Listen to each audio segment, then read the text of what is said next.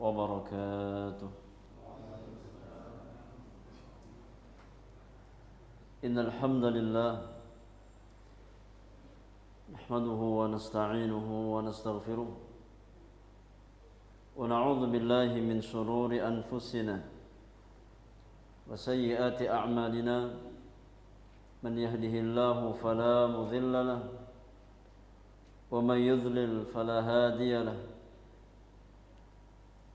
أشهد أن لا إله إلا الله وحده لا شريك له وأشهد أن محمدا عبده ورسوله لا نبي بعده. يا أيها الذين آمنوا اتقوا الله حق تقاته ولا تموتن إلا وأنتم مسلمون. فإن أصدق الحديث كتاب الله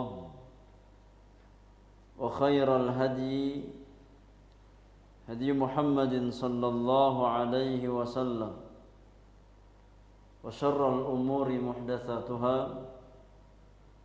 وكل محدثة بدعة وكل بدعة ضلالة وكل ضلالة في النار. أما بعد, jemaah sekalian, ikhwan dan akhwat yang semoga dirahmati oleh Allah Subhanahu wa taala. Yang pertama, kita mengawali majelis kita di malam hari ini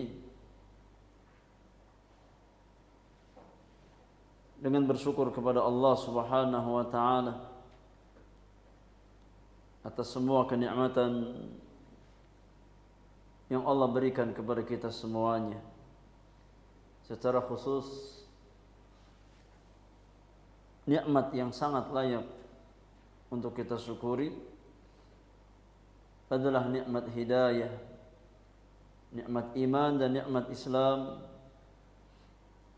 nikmat dicondongkan hati-hati kita di atas jalan tauhid dan juga sunnah Rasulullah sallallahu alaihi wasallam.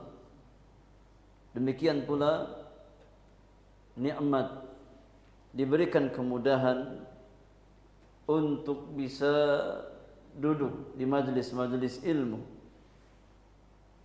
karena jalan-jalan ilmu adalah jalan kebahagiaan bagi seorang muslim dan seorang muslimah. Jalan-jalan ilmu, majlis-majlis ilmu adalah majlis yang sangat dirindukan oleh orang-orang beriman, karena di sana mereka merasakan sakinah, ketenangan. Di sana mereka mendapatkan rahmat serta ampunan Allah Subhanahu wa taala. Dan dengan melangkahkan kaki kita ke majlis-majlis ilmu dengan niat yang ikhlas semata-mata lillahi ta'ala, maka Allah Subhanahu wa ta'ala akan memudahkan langkah kita ke surga Allah Subhanahu wa ta'ala. Dan itu semua harapan serta keinginan orang-orang beriman. Rasulullah sallallahu alaihi wasallam bersabda, "Wa man salaka tariqan yaltamisu fihi 'ilman sahhalallahu lahu bihi tariqan ilal jannah." Maka jamaah yang Allah muliakan, hendaknya kita senantiasa memohon keistiqamahan kepada Allah Subhanahu wa taala. Semoga hati-hati kita senantiasa dibuat cinta kepada majlis-majlis ilmu, dan kita mohon kepada Allah Subhanahu wa taala semoga langkah-langkah kaki kita dikuatkan oleh Allah Subhanahu wa taala untuk terus istiqamah berjalan di atas jalan talabul ilmi syar'i. Salawat dan salam semoga tercurahkan kepada qudwah hasanah kita, Nabiur Rahmah Muhammad bin Abdullah salawatullahi wa salamuhu alaih, kepada keluarga beliau, kepada sahabat-sahabat beliau, dan kepada setiap umat Rasulullah sallallahu alaihi wasallam yang senantiasa berusaha untuk istiqamah di atas petunjuk dan tuntunan-tuntunannya. Jamaah yang Allah muliakan, dengan izin Allah Subhanahu wa taala kita mulai lagi memulai kembali pembahasan di dalam mengkaji kitab Al-Fiqh Al-Muyassar fi Dhaw'il Kitab wa Sunnah. Dan di malam hari ini kita akan masuk masalah yang kelima dari bab yang keempat, di dalam kitab Taharah, di mana masalah yang kelima penulis membawakan pembahasan tentang sunanul fitrah, sunnah-sunnah fitrah, sunnah-sunnah fitrah. Apa itu sunnah-sunnah fitrah? Dan kenapa disebut dengan sunnah-sunnah fitrah? Sunnah-sunnah fitrah adalah perkara-perkara yang dengannya Allah Subhanahu wa taala fitrahkan manusia. Jadi fitrah manusia difitrahkan oleh Allah Subhanahu wa taala untuk mencintai perkara-perkara tersebut. Kata penulis, wa tusamma aidan khisalul fitrah atau khisal al-fitrah. Sunnah-sunnah fitrah nama lainnya adalah khisal al-fitrah. Sesuai dengan fitrah manusia yang lurus. Fitrah, ini tabiat. Karakter-karakter yang sesuai dengan fitrah manusia yang masih lurus. Kenapa dinamakan dengan sunnah fitrah? Kata penulis, wadzalika li'anna fa'ilaha yattasifu bil fitrah allati fatarallahu an-nasa 'alaiha wastahabbaha lahum liyakunu 'ala ahsani hay'atin wa akmali suratin. Perbuatan-perbuatan tersebut dinamakan dengan sunnah-sunnah fitrah karena setiap orang yang mengerjakan fitrah-fitrah tersebut atau sunnah-sunnah tersebut adalah orang yang masih memiliki fitrah yang lurus, yang dengannya Allah Subhanahu wa taala fitrahkan tabiat manusia. Wastahabbaha lahum, dan Allah jadikan fitrah yang lurus tersebut itu mencintai dan menyukai hal-hal tersebut. Liyakunu ala ahsani hayatin wa akmali suratin, agar manusia itu berada di atas hayat yang terbaik, yakni kondisi yang terbaik secara lahiriah, secara lahir ataupun batin. Tatkala seorang muslim mengamalkan sunnah-sunnah fitrah tersebut, maka dia akan berada di atas hay'ah yang terbaik, dalam kondisi lahiriah yang terbaik. Apa saja sunnah-sunnah fitrah tersebut? Kata penulis, an Abi Hurairah radhiyallahu anhu qala, dari sahabat yang mulia Abu Hurairah radhiyallahu taala anhu wa arda. Siapa nama Abu Hurairah jemaah? Abu Hurairah siapa nama aslinya?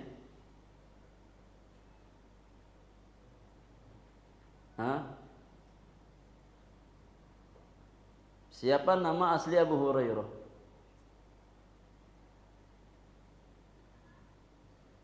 Gak ada yang kenal sama Abu Hurairah. Gak ada tahu namanya.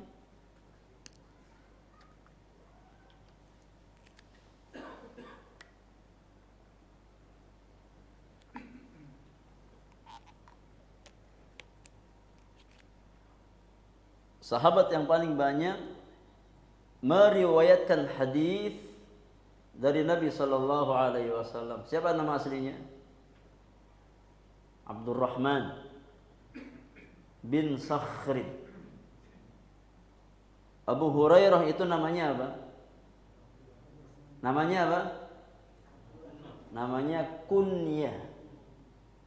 Ya, tapi nama aslinya Abdurrahman. Abdurrahman bin Sakhr. Abdurrahman bin Sakhr. Ya, kita harus kenal nama-nama sahabat Rasulullah sallallahu alaihi wasallam. Abu Hurairah berkata, Rasulullah sallallahu alaihi wasallam pernah bersabda dalam hadis yang muttafaqun alaih, hadis Bukhari Muslim.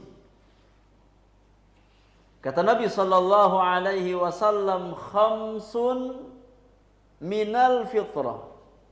Ada 5 perkara yang merupakan bagian dari fitrah manusia. Tabiat manusia yang lurus. Yang mana seseorang yang memiliki tabiat yang lurus, maka dia berusaha menjalankan sunnah-sunnah fitrah tersebut. Apa 5 perkara yang termasuk ke dalam bagian dari sunnah-sunnah fitrah? Yang pertama kata Nabi yang mulia, al-istihdad. Al-istihdadu, yakni mencukur bulu apa? Bulu kemaluan. Yang kedua, wal khitanu, berkhitan. Yang ketiga, wa qassus syarib, ya, yakni mencukur kumis. Qassu asyarib, mencukur kumis. Yang keempat, wa natful ibti, yakni membersihkan bulu apa? Bulu ketiak. Membersihkan bulu ketiak. Yang kelima, wa taqlimul adhafir, menggunting kuku. Ya, membersihkan kuku. Ya, menggunting kuku, ini kuku, memotong kuku. Ini 5 perkara di antara perkara-perkara yang mana tabiat manusia yang masih lurus itu menyukai perkara-perkara tersebut, sunnah-sunnah tersebut. Kemudian penulis memperinci tentang 5 perkara yang masuk dalam sunnah-sunnah fitrah di atas. Yang pertama, al-istihdad. Al-istihdad wa huwa halqul 'anah, yaitu mencukur bulu kemaluan. Wa huwa sya'run nabit haula al-farji.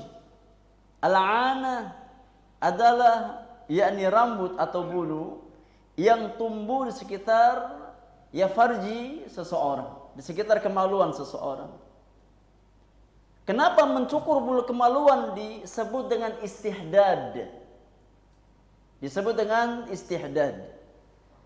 Kata penulis, summiya bidzalik listi'malil hadidati fihi wa hiyal musa. Ya.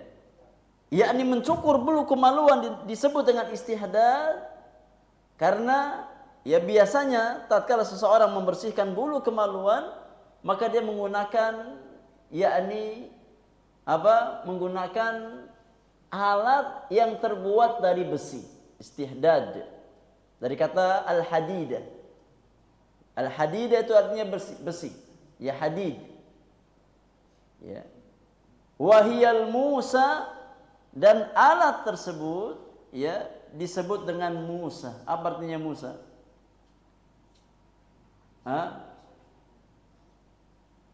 pisau cukur atau bahasa kitanya silet. Itu namanya Musa bahasa Arabnya. Ya, silet. Itu namanya Musa. Nah, wa fi izalatihi jamalun wa nadhafatun. Dan dengan membersihkan, menghilangkan bulu kemaluan, maka di sana ada keindahan dan ada kebersihan. Ya, ada keindahan dan ada kebersihan. Wa yumkin izalatuhu bi ghairil halqi kal muzilatil musanna'ati. Dan mungkin juga, bisa juga kata penulis, yakni membersihkan bulu kemaluan dengan selain dicukur. Ya mungkin dengan apa? Dengan alat-alat ya penghilang bulu yang ada pada zaman sekarang. Ya selama tidak membahayakan maka tidak mengapa. Ya selama tidak membahayakan ya fisik seseorang maka tidak mengapa. Tapi secara asal ya menghilangkan bulu di sekitar kemaluan dengan menggunakan yakni pisau cukur atau silet. Nah, jadi hendaknya seorang muslim berusaha menjaga kebersihan ya hatta di sekitar kemaluannya. Ya dia jaga kebersihannya. Kemudian yang kedua, di antara sunnah-sunnah fitrah adalah al-khitan. Al-khitan. Ya. Apa itu al-khitan? Al-khitan wa huwa izalatu al-jildah allati tughatti al-hashafa. Yakni khitan adalah menghilangkan kulit, ya, yakni memotong kulit yang menutup hasyafah, yakni ujung kemaluan seseorang. Ya, yakni menghilangkan kulit, memotong kulit, ya, yang menutup ujung kemaluan ya seorang laki-laki. Hatta tabruz al-hasyafah, ya sehingga tampaklah ini ujung kemaluan tersebut. Wa hadza fi haqqidz dzakar, dan yakni cara berkhitan semacam itu ya berlaku untuk laki-laki. Ya untuk laki-laki. Ammal untha faqat'u lahmatin zaidatin fauqa mahallil ilaj. Adapun khitan bagi perempuan, bagaimana caranya? Dengan memotong ya yakni daging ya yang apa sifatnya tumbuh ya, daging yang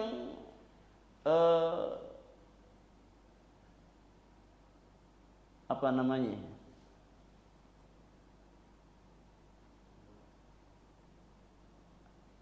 Nah, zaidah artinya lebih ya. Daging yang menonjol. Nah, yang menonjol pada bagian kemaluan yakni seorang wanita. Itu di bagian atas.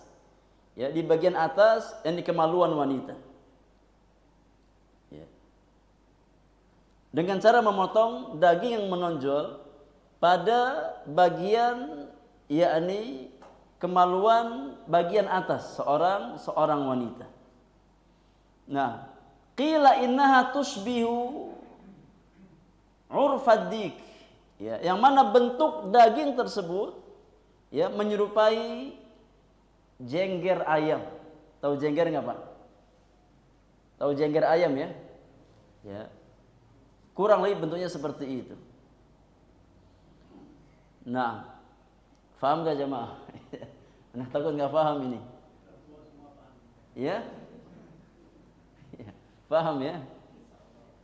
Ya. Anda juga bingung kalau harus menjelaskan lebih detail lagi ini. Ya, mudah-mudahan dengan penjelasan yang singkat bisa difahami sebaik-baiknya. Iya. Baik. Ya. Bisa tanya ke bidan yang biasa mengkhitan wanita. Tahu tempatnya di mana? Ya. Tahu tempatnya di bagian mana? Baik, kata penulis was-sahih, dan pendapat yang tepat dalam masalah khitan annahu wajibun fi haqqir rijal sunnatun fi haqqin nisa. Ya, dalam hukum khitan maka pendapat yang tepat, pendapat yang kuat bahwasanya khitan itu hukumnya wajib bagi laki-laki dan hukumnya sunnah bagi wanita. Ya, bagi laki-laki hukumnya wajib, bagi wanita hukumnya apa? Hukumnya sunnah. Ya. Wal hikmatu fi khitanir rajul tathhirudz dzakar minan najasah al muhtaqina fil qulfah. Adapun hikmah, ya, tatkala seorang laki-laki dikhitan, ya, maka di antara hikmah terbesarnya adalah untuk membersihkan kemaluan, ya, dari najis, ya, dari najis yang terkumpul pada qulfah, yakni ujung kemaluan seorang laki-laki. Yang kalau seandainya kulit ujung kemaluan itu enggak dipotong, maka najisnya berkumpul di situ. Ya. Namun tatkala dipotong, maka ya seseorang akan terjaga dari najis. Ya. Karena tatkala kita mengeluarkan air kecil, ini buang air kecil, ya, tatkala kita kencing, secara otomatis ya kalau kita nggak disunat, nggak dikhitan, ya maka air kencing yang keluar itu nempel di qulfah, ya. Namun tatkala kita khitan, ya secara otomatis nggak nempel di qulfah. Kenapa? Karena sudah kita buang, ya, ujung kulit kemaluan tersebut. Maka di antara hikmah terbesar, ya, khitan pada laki-laki adalah untuk menjaga kesucian, ya, agar terhindar dari najis tatkala kita buang air kecil. Wa fawaiduhu katsiratun, ya. Selain itu, khitan bagi laki-laki juga memiliki banyak faidah. Ammal mar'ah, adapun di antara hikmah, ya kenapa wanita juga dikhitan meskipun hukumnya sunnah, maka di antara hikmahnya kata penulis, fa innahu yuqallil min ghulmatiha ay syiddati syahwatiha, yakni untuk mengurangi, ya, apa? Syahwat pada seorang wanita, ya, agar tidak terlalu tinggi. Ya, karena kalau terlalu tinggi kasihan suaminya. Maka di antara hikmahnya, ya, tatkala seorang wanita yakni dikhitan untuk mengurangi syahwat pada wanita tersebut sehingga tidak berlebihan. Ya, tidak berlebihan. Ya. Ini di antara hikmah disyariatkannya khitan untuk laki-laki dan perempuan. Ya, jadi kalau laki-laki untuk apa? Untuk yakni membersihkan dirinya agar enggak terkena najis. Kalau perempuan untuk mengurangi apa? Syahwatnya, ya, agar tidak berlebihan. Tidak berlebihan. Ya. Wa yustahabbu an yakuna fil yaumi sabi' lil maulud. Dan khitan itu hukumnya mustahab dilakukan pada hari yang ketujuh, ya, pada hari yang ketujuh di hari kelahiran seorang anak. Yakni kalau seandainya seorang anak lahir di hari Sabtu, berarti sunnahnya kapan dia dikhitan? Di hari Jumat. Karena itu hari yang ketujuh. Ya. Jadi kalau memungkinkan maka seseorang atau seorang bayi dikhitan di hari yang ketujuh, ya, sekalian dengan apa? Dengan akikah. Ya, dengan sunnah akikah. Ya, kita akikahkan anak kita di hari yang ketujuh dan kita yakni khitan anak kita di hari yang ketujuh. Ya, baik laki-laki ataupun perempuan. Ya, baik laki-laki ataupun perempuan. Ya. di antara hikmahnya, ya, kenapa disunahkan dikhitan di hari yang ketujuh? Kata penulis, li'annahu asra' ya lil bur'i waliyansha as-saghir ala akmali halin. Ya, karena tatkala seorang anak dikhitan di hari yang ketujuh itu lebih cepat sembuhnya. Ya, asra' lil bur'i, yakni lebih cepat sembuh. Ya, nangis sebentar tatkala disuntik nangis. Ya, setelah itu aman insyaallah. Ya. Setelah itu aman, ya, dan lebih cepat sembuh, dan ini sahih. Ya, ini sahih. Ya. Khitan pada anak kecil itu lebih mudah, ya, dan lebih cepat sembuh. Waliyansha as-saghir ala akmali halin, dan di antara hikmah, ya, tatkala seorang anak kecil dikhitan sedini mungkin agar dia tumbuh dalam kondisi yang terbaik, ya, dalam kondisi yang terbaik. Maka sunnah seseorang, ya, tatkala dia punya anak kecil, ya, diakikahkan di hari yang ketujuh dan dikhitan di hari yang ketujuh. Ya. Wallahu a'lam. Jadi di antara sunnah-sunnah fitrah adalah al-khitan. Yang ketiga, di antara sunnah-sunnah fitrah yang dengannya Allah Subhanahu wa taala yakni memfitrahkan manusia di atas fitrah-fitrah tersebut adalah qasus syarib wa ihfa'uhu, yakni memotong kumis, memendekkan kumis. Wa huwal mubalaghatu fi qassihi, yani benar-benar kita merapihkan kumis kita. Ya, jangan dibiarkan panjang begitu, ya, tanpa kita perhatikan, ya, tanpa kita urus kumis kita. Ya. Lima fi dzalika minat tajammul. Ya, karena merapihkan kumis itu ada keindahan di sana. Ada keindahan. Wan nadzafah, dan ada kebersihan. Wa mukhalafatul kufar, dan yang paling penting tatkala kita yakni memendekkan kumis kita, merapihkan kumis kita, ya, maka di sana ada sisi mukhalafatul kufar, menyelisihi orang-orang kufar, ya, menyelisihi sunnahnya orang-orang kufar. Waqad waradat al-ahaditsus sahihah fil hathi ala qassihi wa i'fa'il lihyah, ya, datang hadis-hadis yang sahih dari Nabi sallallahu alaihi wasallam yang menganjurkan orang-orang beriman untuk merapihkan kumis-kumis mereka dan memanjangkan jenggot-jenggot mereka. Wa irsaliha wa ikramiha, ya. Jadi kumis dirapihkan, dipendekkan, jenggot dipanjangkan. Itu sunnah Rasulullah dan sunnahnya para nabi dan rasul. Ya, sunnah Nabi yang mulia dan sunnah nabi-nabi sebelum beliau. Lima fi baqa'il lihyati minal jamal wa madharir rujulah, karena dengan memanjangkan jenggot itu ada keindahan. Ya. Seorang laki-laki tampak ganteng kapan? Tatkala ada jenggotnya. Ya. Dan juga ada madhar rujulah. Apa itu rujulah jamaah? Hah? Dari kata rajul, laki-laki. Rujulah yakni sifat kelaki-lakian. Ya. Ya, sifat kelaki-lakian. Karena memang itu di antara tanda yang dengannya berbeda seorang laki-laki dan perempuan. Dari sisi apa? Jenggotnya. Ya.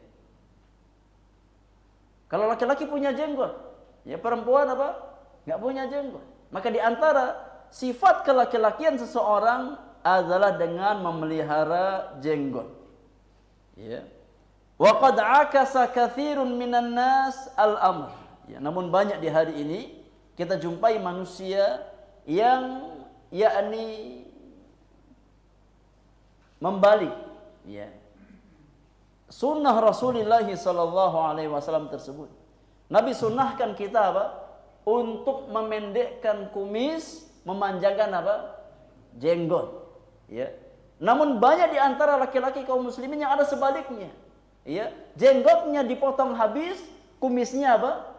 Dipanjangkan. Ya. Jadi kumisnya panjang, masya Allah, ya, sampai nutup apa? Bibirnya, sampai nutup mulutnya. Ya, jenggotnya apa? Jenggotnya bersih. Maka ini perkara yang sifatnya mukhalafatu sunnah Rasulullah sallallahu alaihi wasallam. Ya. Fasaru yuwaffiruna syawaribahum wa yahliquna lihahum aw yuqassirunaha. Ya, sebagian kaum muslimin mereka yakni membalik sunnah Rasulullah sallallahu alaihi wasallam yang harusnya kumis dirapihkan, jenggot dipanjangkan. Ya, sebagian mereka justru memanjangkan kumis, membersihkan jenggot. Ya, merapihkan jenggot. Wa fi kulli hadza mukhalafatun lis-sunnah wal awamir al-waridah fi wujubi i'faiha. Maka perbuatan semacam ini ya termasuk dalam perkara yang sifatnya mukhalafatus sunnah, menyelisihi sunnah Rasulullah sallallahu alaihi wasallam, serta menyelisihi perintah-perintah dalam syariat yang memerintahkan orang-orang beriman untuk memanjangkan jenggot-jenggot mereka. Ya. Di antara dalil yang menunjukkan ya bahwasanya Islam memerintahkan kaum mukminin untuk merapihkan kumis dan memanjangkan jenggot adalah hadis Abu Hurairah radhiyallahu anhu wa ardhah, di mana Rasulullah sallallahu alaihi wasallam pernah bersabda dalam hadis Muslim. Kata Nabi sallallahu alaihi wasallam, "Jizzus syawarib wa arkhul liha wa khaliful majusa." Kata Nabi yang mulia, ini potonglah kumis-kumis kalian, rapihkan kumis-kumis kalian, ya, dan panjangkan jenggot-jenggot kalian. Ya. Jadi kalau kumis dipotong, kalau jenggot dipanjangkan. Siapa yang memerintahkan? Rasulullah sallallahu alaihi wasallam. Nabi kita yang perintah. Jizus syawarib. Ya, kata Nabi, potong, pendekkan kumis-kumis kalian, rapihkan kumis-kumis kalian, wa arkhul liha, namun panjangkan jenggot-jenggot kalian. Ya, biarkan jenggot kalian tumbuh panjang. Wa khaliful majusa, dan selisihilah orang-orang Majusi. Kenapa? Karena di antara kebiasaan orang-orang Majusi itu memanjangkan kumis dan mencukur apa? Jenggot. Ini kebiasaan orang-orang Majusi, para penyembah api. Mereka memanjangkan kumis-kumis mereka dan memotong jenggot-jenggot mereka. Orang-orang beriman diperintahkan oleh Nabi sallallahu alaihi wasallam untuk menyelisihi sunnahnya orang-orang Majusi. Dalam hadis yang lain, dalam hadis Abdullah bin Umar radhiyallahu taala anhuma, dalam hadis Bukhari Muslim, Rasulullah sallallahu alaihi wasallam bersabda, kata Nabi yang mulia, khaliful musyrikin, selisihilah orang-orang musyrikin. Ya. Sebisa mungkin menyelisihi sunnahnya orang-orang musyrikin. Wafirul liha wa ahus syawarib, yakni lebatkan jenggot-jenggot kalian, panjangkan jenggot-jenggot kalian, ya, dan rapihkan kumis-kumis kalian. Ya. Ini perintah Rasulullah sallallahu alaihi wasallam. Fa'alal muslim an yaltazima bihadzal hadyi nabawi wa yukhaliful a'da wa yatamayyaz 'anit tashabbuh bin nisa. Maka hendaknya ya setiap muslim berusaha untuk iltizam, yakni komitmen dengan petunjuk Rasulullah sallallahu alaihi wasallam, berusaha menyelisihi yakni orang-orang kufar, menyelisihi kaum musyrikin, serta memiliki ciri khas yang membedakan dirinya dengan siapa? Dengan kaum wanita. Ya, yang musibah di zaman kita sekarang, jamaah yang Allah muliakan, ya, justru banyak laki-laki yang pengennya tampil seperti apa? Seperti wanita. Ya. Ya. Banyak laki-laki yang pengen tampil seperti apa? Seperti wanita. Ya. Maka ini di antara musibah. Padahal ini tasyabuh menyerupai, yakni wanita bagi laki-laki hukumnya apa? Hukumnya haram. Ya, maka seorang laki-laki punya ciri khas yang membedakan dirinya dengan kaum wanita. Ya, di antara cirinya adalah kita memiliki jenggot. Ya, memiliki jenggot. Kemudian yang keempat, di antara sunnah-sunnah fitrah adalah taqlimul adhafir, memotong kuku. Ya, taqlim al-adhafir, memotong kuku. Wa huwa qassuha, ini memotong kuku. Bihaitsu la tutrak hatta tatul, jangan sampai kita membiarkan kuku kita panjang yang enggak pernah kita potong. Wa taqlimu yujammiluha wa yuzilul awsakhal mutarakimata tahtaha. Di antara hikmah, ya, kenapa kita diperintahkan memotong kuku? Karena dengan memotong kuku itu ada keindahan. Ya, ada keindahan dalam fisik seseorang. Tatkala dia memotong kukunya, maka dia tampak indah. Ya, dan yang lebih penting dari itu semuanya, dengan kita memotong kuku, maka kita membersihkan kotoran-kotoran yang ada di sela-sela kuku tersebut. Ya, maka dinul Islam, agama Islam adalah agama yang memerintahkan orang-orang beriman untuk memperhatikan kebersihan lahir dan batin. Bukan cuma masalah hati, bukan cuma masalah iman, bukan cuma masalah akidah, bukan cuma masalah tauhid, tapi Islam juga mengajarkan kita untuk menjaga kebersihan fisik-fisik kita. Ya. Wa qad khalafa hadhihi al-fitrata an-nabawiyyata ba'dul muslimin.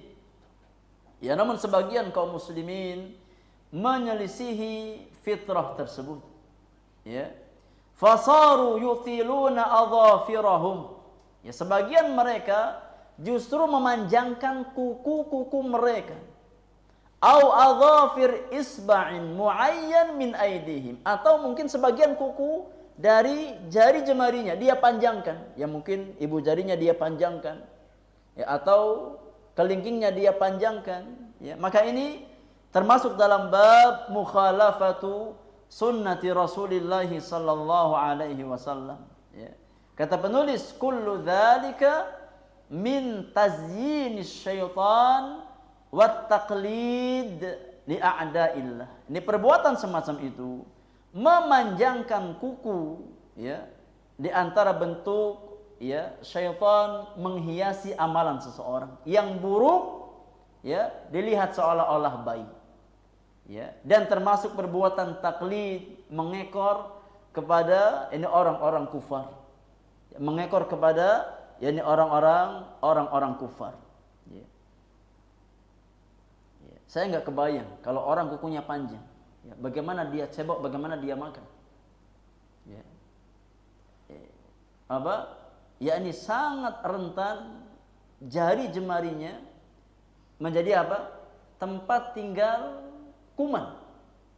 Ya. Tempat tinggal kuman. Ya. Maka tatkala Islam mengajarkan kita, memerintahkan kita untuk memotong kuku, karena memang itu yang sesuai dengan apa? Dengan fitrah manusia yang lurus. Ya. Adapun memanjangkan kuku, maka ini termasuk penyimpangan dalam bab fitrah. Ya. Orang yang fitrahnya masih lurus, maka dia cinta, ya, dengan kebersihan kukunya. Ya, namun tatkala seseorang fitrahnya sudah dipalingkan oleh Allah Subhanahu wa taala, maka dia tidak lagi mempedulikan masalah tersebut. Na'udzubillahi min dzalik. Kemudian poin yang kelima, di antara sunnah-sunnah fitrah, jamaah yang Allah muliakan, adalah natful ibti, membersihkan bulu ketiak. Ya, membersihkan bulu ketiak. Ai izalatu sya'rin nabit fihi. Fayusannu izalatu hadha asy-sya'r bin natfi awil halqi aw ghairihima. Maka disunnahkan bagi seseorang untuk membersihkan yakni bulu ketiaknya imma dengan cara dicabut ya, imma dengan cara ya dicukur atau dengan yang lainnya. Yang penting apa? Yakni dia bersihkan bulu ketiaknya ya. Jangan sampai dia biarkan panjang ya. Jangan sampai dia biarkan yakni tumbuh dengan lebat ya. Hendaknya kita berusaha menjaga kebersihan ketiak kita. Jadi antara caranya dengan membersihkan bulu-bulu di sekitar ketiak tersebut. Kata penulis, lima fi izalatihi minan nadhafah wa qat'ir rawaih al-kariha allati tatajamma' ma'a wujudi hadzal sya'ab. Di antara hikmah ya, kenapa kita diperintahkan syariat untuk membersihkan bulu ketiak? Di antara hikmahnya, yang pertama untuk menjaga kebersihan. Ya. Karena Allah mencintai kebersihan.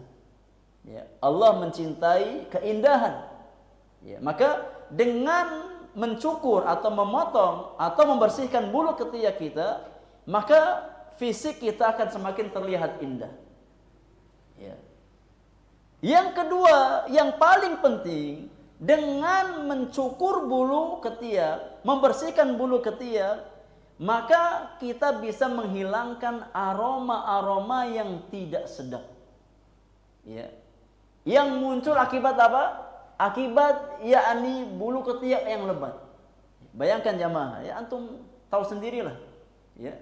Kalau antum biarkan bulu ketiak antum panjang, itu aromanya luar biasa. Ya mungkin radius 10 meter kecium. Aroma apa? Ketiak antum. Ya, saking dahsyatnya ya, apalagi suka makan bawang, ya.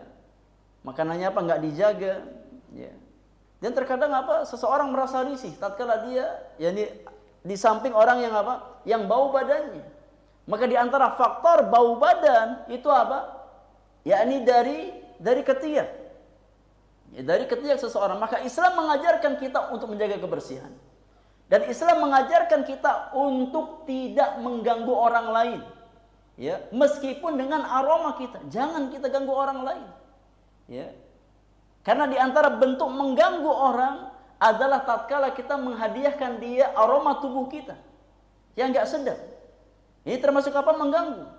Apalagi dia datang ke masjid, ya. Bikin orang salat enggak khusyuk. Ya, maka ini hendaknya kita jaga. Jangan sampai kita menzalimi orang lain, ya. Jangan sampai kita menzalimi orang lain dengan aroma tubuh kita, ya. Maka di antara hikmah, di antara faidah tatkala seseorang mencukur bulu ketiaknya untuk yakni menghilangkan aroma-aroma yang tidak sedap, ya, yang timbul karena adanya bulu ketiak yang lebat. Fahadha huwa dinunal hanif. Maka syariat ini, ya, inilah di antara bukti keagungan syariat Islam. Inilah agama Islam yang hanif, ya, yang lurus, yang sesuai dengan fitrah manusia. Amarona bihadzal khisal. Islam mengajarkan orang-orang beriman untuk memperhatikan masalah-masalah di atas, ya. Memperhatikan sunnah-sunnah fitrah lima fiha minat tajammul wat tatahur wan nadhafah. Karena dengan memperhatikan hal-hal tersebut ada keindahan dan ada kebersihan, ada kesucian bagi orang-orang beriman. Waliyakunal muslim ala ahsani halin mubta'idan an taqlidil kuffar wal juhal muftakhiran bidinihi muti'an li rabbih muttabi'an li sunnati nabiyhi sallallahu alaihi wasallam, ya.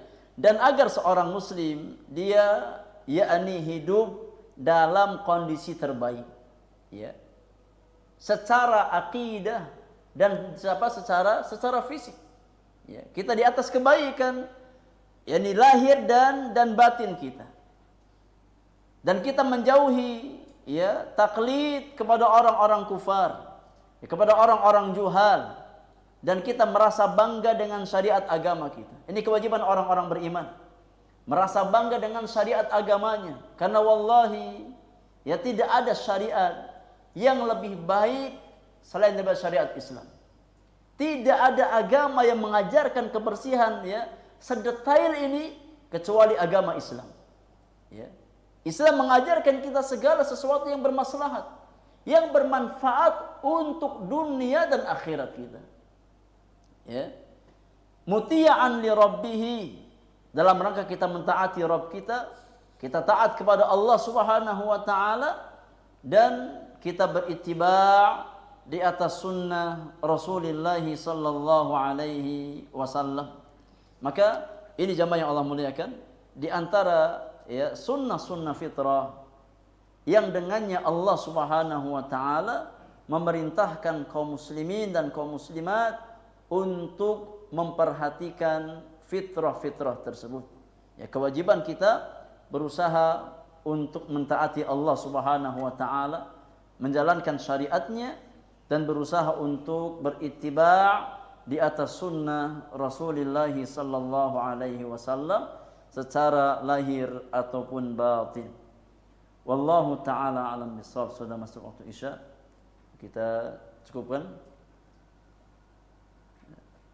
Kalau ada pertanyaan setelah salat Isya, kita lanjutkan sedikit ya, masih ada sedikit tanggung terkait dengan masalah sunnah-sunnah fitrah, kita lanjutkan setelah salat Isya berjamaah. Wallahu taala alam bisawab. Wa sallallahu ala nabiyyina Muhammadin wa alihi wa sahbihi ajma'in. Wa akhiru da'wana alhamdulillahi rabbil alamin. Assalamualaikum warahmatullahi wabarakatuh.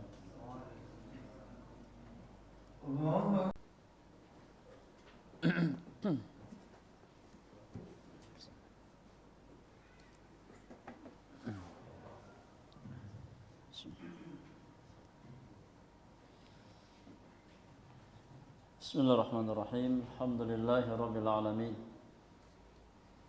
Hamdan katsiran tayyiban mubarakan fihi kama yuhibbu rabbuna wa yardah. Wassalatu wassalamu ala asyrafil mursalin nabiyyina Muhammadin wa alihi wa sahbihi ajma'in wa man tabi'ahum bi ihsanin ila yaumiddin wa sallama tasliman katsira, amma ba'du. Jamaah yang Allah muliakan, ikhwani wa akhwati fillah rahimakumullahu ajma'in. Kita lanjutkan sedikit ya pembahasan tentang sunnah-sunnah fitrah. Berkata penulis, wa yudhafu ila hadhihi al-khisal al-khams, dan ditambahkan ya selain 5 perkara di atas yang disebutkan dalam hadis Abu Hurairah, ya, ada sunnah-sunnah fitrah yang lain ya selain dari 5 hal yang disebutkan dalam hadis Abu Hurairah radhiyallahu taala anhu wa ardhah, dan hadis Ibnu Umar ya dan yang lainnya tentang sunnah-sunnah fitrah. Yang pertama apa tadi? Mencukur bulu kemaluan. Yang kedua khitan. Yang ketiga mencukur kumis, yang merapihkan kumis. Yang keempat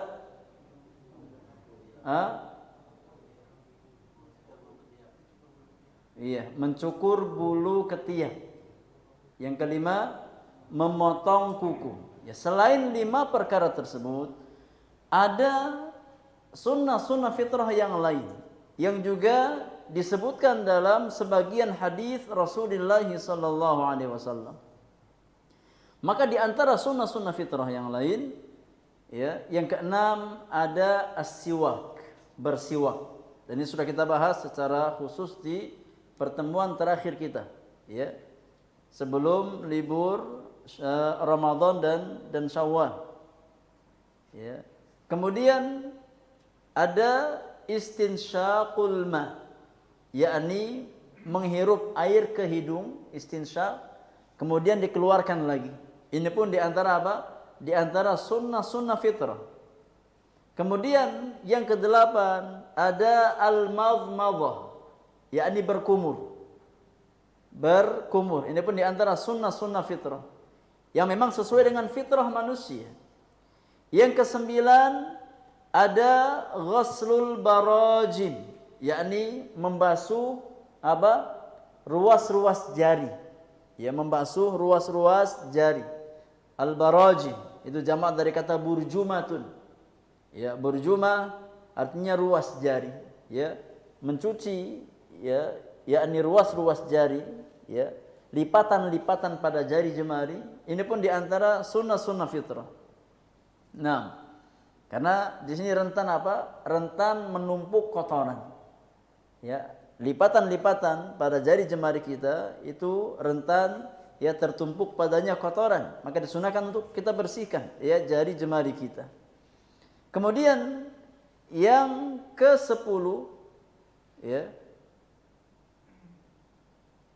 Yang ke berapa? Yang ke-10, benar ya? Tadi yang pertama 5. Kemudian tambahannya siwak, istinsyaq, madmadhah, kemudian mencuci ruas-ruas jari. Yang ke-10 adalah al-istinja, yakni bercebok. Ya, beristinja. Beristinja. Membersihkan yakni qubul ataupun dubur setelah seseorang buang hajat, istinja dengan menggunakan air. Ya. Ini di antara sunnah-sunnah fitrah yang lain yang terdapat dalam hadis Nabi yang lain. Ya, di antara dalilnya adalah hadis Ummul Mukminin Aisyah radhiyallahu taala anha wa ardhaha, di mana beliau berkata, kata Aisyah, qala Rasulullah sallallahu alaihi wasallam, Nabi yang mulia bersabda, ashrun minal fitrah, ada 10 perkara yang termasuk ke dalam sunnah-sunnah fitrah, yakni amalan-amalan yang sesuai dengan fitrah manusia yang masih lurus. Apa amalan-amalan tersebut? Yang pertama kata Nabi, qassus syarib, ya, merapihkan kumis, memotong kumis. Yang kedua, wa i'fa'ul lihyah, memanjangkan jenggot. Ya. Yang ketiga, wasiwak, bersiwak. Yang keempat, wastinsyaqul ma, beristinsyaq, yakni menghirup air ke hidung. Yang kelima, wa qassul adhafir, memotong kuku. Yang keenam, wa ghaslul barajim, yakni mencuci ruas jari jemari, ya, lipatan-lipatan pada jari jemari kita. Wa natful ibti, dan yakni mencukur bulu ketiak atau mencabut bulu ketiak. Ya.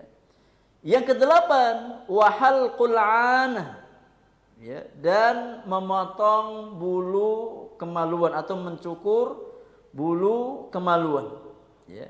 Yang kesembilan, wantiqasul ma, yakni al-istinja, beristinja. Ya, ini cebok. Setelah seseorang dia buang air, maka dia beristinja. Ini pun diantara sunnah-sunnah fitrah yang sesuai dengan ya fitrah atau tabiat manusia yang masih lurus. Qala Mus'ab bin Syaibah, ahad ruwatil hadis, berkata Mus'ab bin Syaibah, ya salah satu perawi hadis di atas, kata Mus'ab bin Syaibah, wa nasitul ashirah, dan saya lupa poin yang ke-10. Nabi sebutkan 10 poin, namun saya agak lupa poin yang ke-10. Ini di antara apa? Di antara bentuk kejujuran para perawi hadis. Tatkala mereka yakni lupa dengan sebagian lafaz hadis, ya dia katakan wa nasitu, saya lupa. Tidak menjazmkan. Ya, tidak menjazmkan. Ini di antara bentuk ya betapa amanahnya para perawi hadis Rasulullah sallallahu alaihi wasallam. Kata Mus'ab bin Syaibah, wa nasitul ashirah, dan saya lupa, ini saya agak lupa poin yang ke-10, illa an takunal madmadah. Ya, kalau tidak salah poin yang ke-10 di antara sunnah-sunnah fitrah adalah berkumur, madmadhah. Ya.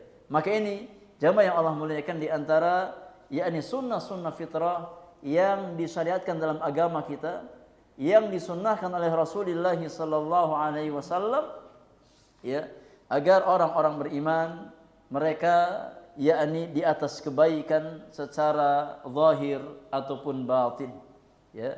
Maka tidak ada agama yang lebih, ya, detail dalam menjelaskan perkara-perkara semacam ini kecuali agama Islam, kecuali syariat yang dibawa oleh Rasulullah sallallahu alaihi wasallam. Maka kita bersyukur kepada Allah Subhanahu wa taala tatkala Allah menjadikan kita sebagai seorang muslim dan Allah condongkan hati-hati kita terhadap sunnah-sunnah Rasulullah sallallahu alaihi wasallam. Semoga bermanfaat untuk kita semuanya. Kalau ada hal-hal yang kurang difahami, kita beri kesempatan bersoal jawab 1-2 pertanyaan, ya, sebelum kita tutup majelis kita di malam hari ini. Wallahu taala a'lam bis-shawab.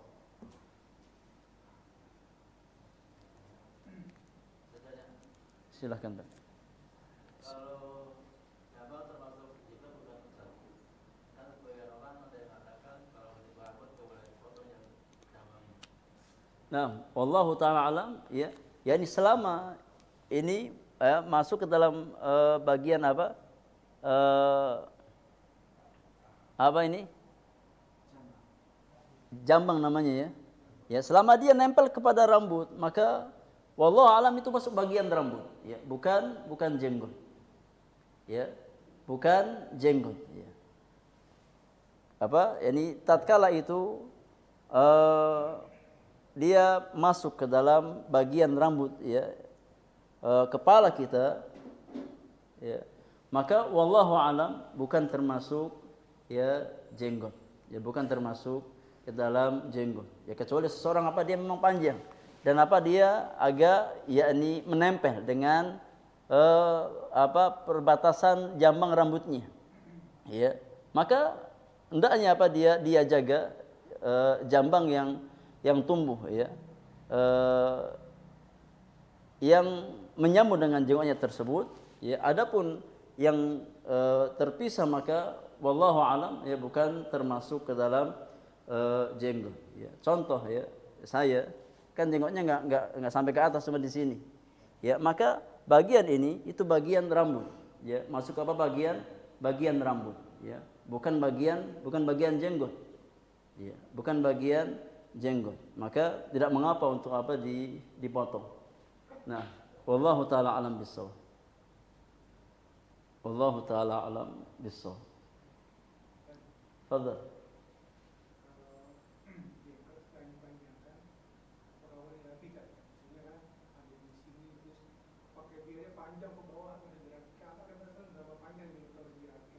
Tapi barakallahu fik. Masalah ini memotong jenggot atau merapihkan jenggot, ya, yakni sebagian ulama, ya, berpendapat mutlak jenggot dibiarkan tumbuh, ya.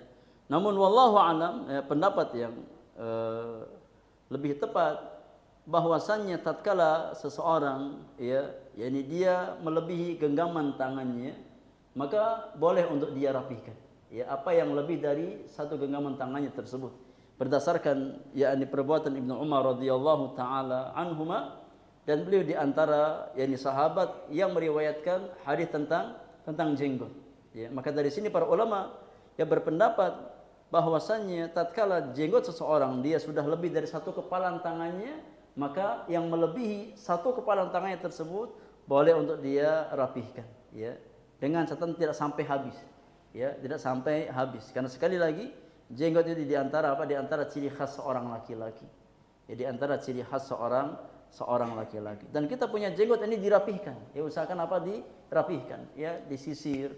Tatkala kita wudu disunahkan di sela-selai jenggot-jenggot kita. Ini bagian dari upaya menjaga kerapihan jenggot. Ya, jangan sampai jenggot kita panjang tapi kita biarkan berantakan, ya. Ini pun tidak baik. Nah, wallahu taala alam bissawab. Silakan. Terkait mencukur kumis, bulu ketiak dan bulu kemaluan itu apakah dicukur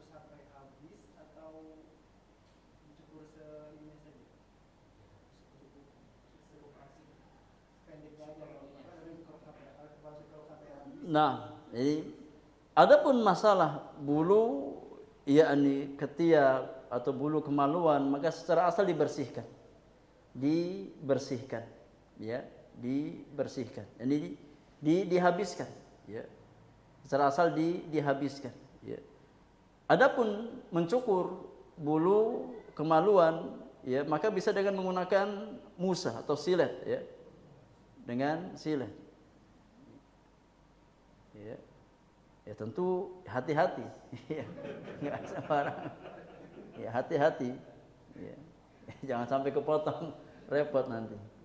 Ya, adapun yakni membersihkan bulu ketiak, maka yang afdal dengan cara ya mencabut bulu ketiak tersebut. Ya kalau apa memang mudah. Ya memang mudah. Kalau enggak terlalu lebat. Ya kalau lebat ya lumayan, ya. Kalau lebat lumayan. Ya maka dikerok enggak ada masalah, ya, dengan silet atau dengan jilet, ya. Enggak masalah. Tapi ya secara asal yang utama ya natful ibti itu artinya mencabut. Ya, artinya mencabut bulu ketiak. Maka kata para ulama yang utama ya bulu ketiak kita itu dicabut kalau memang apa mudah bagi kita. Tapi kalau sulit ya karena sudah apa saking lebatnya kita biarkan tumbuh, ya maka dibersihkan dengan alat, enggak ada masalah. Adapun masalah kumis, nah, maka yang terbaik hendaknya kita yakni sisakan kumis kita, jangan dihabiskan. Ya, yakni dirapihkan dan disisakan apa? Ada. Ya. Meskipun sebagian ulama mengatakan enggak ada masalah seseorang apa dia merapihkan kumisnya sampai benar-benar apa? Bersih. Ya, sampai enggak ada apa rambut sama sekali. Ya. Namun ya, pendapat yang saya condong ya kumis itu seperti jenggot. Ya. Hanya saja kalau kumis ya Nabi katakan boleh kita potong, boleh kita rapihkan. Ya. Maka tatkala kita harus memotong kumis, silahkan potong tapi jangan dihabiskan sama sekali. Karena kumis juga di antara ciri khas laki-laki. Yang membedakan antara seorang laki-laki dengan apa?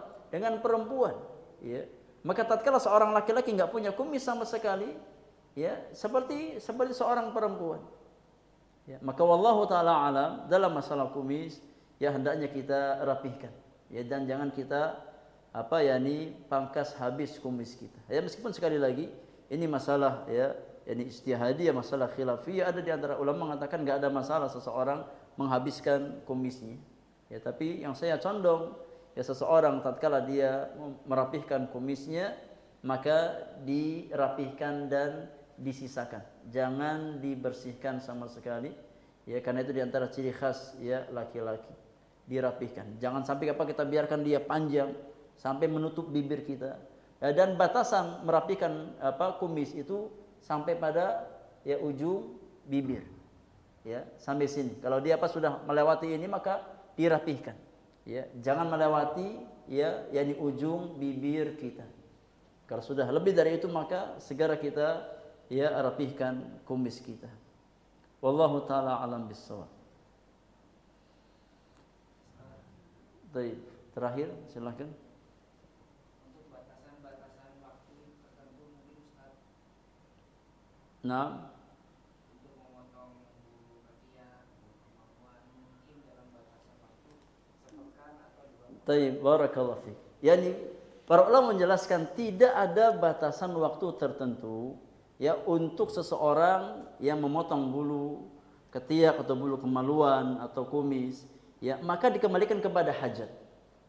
Dikembalikan kepada hajat, ya karena mungkin seseorang berbeda-beda, ya.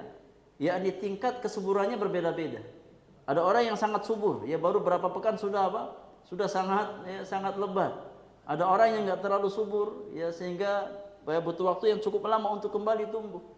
Maka secara asal dikembalikan kepada hajat seseorang. Ya kalau dia lihat apa sudah cukup panjang maka hendaknya dia rapihkan, dia bersihkan. Namun kata para ulama, ya, yakni disukai seseorang untuk tidak lebih dari 40 hari.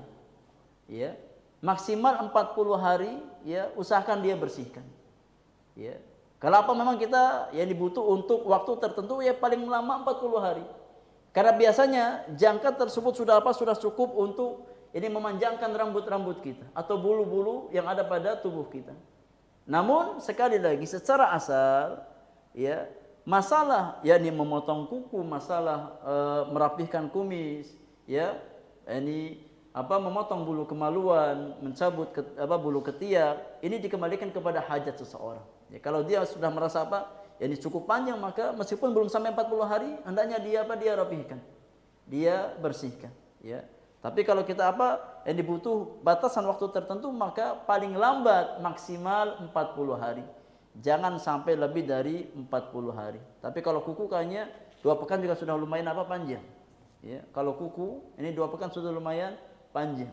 Ya, kalau sudah sebulan ini sudah cukup panjang. Ya, apalagi sampai 40 hari. Ya, enggak dia potong kukunya, maka sudah ini cukup panjang. Nah, jadi secara asal patokannya kembali kepada hajat seseorang untuk membersihkan atau untuk mengamalkan sunnah-sunnah fitrah di atas. Wallahu ta'ala alam bissawab. Baik, cukup jamaah yang Allah muliakan untuk malam hari ini. Semoga apa yang kita bahas ya bisa kita amalkan, ya, dan menambah ilmu dan iman kita. Semakin kita cinta syariat Islam, semakin kita tahu ya sunnah-sunnah Rasulullah, semakin kita cinta sunnah Nabi sallallahu alaihi wasallam. Wa sallallahu ala nabiyyina Muhammadin wa alihi wa sahbihi ajma'in. Wa akhiru da'wana anil hamdulillahi rabbil alamin. Subhanakallahumma wa bihamdika asyhadu an la ilaha illa anta astaghfiruka wa atubu ilaik. Assalamualaikum warahmatullahi wabarakatuh.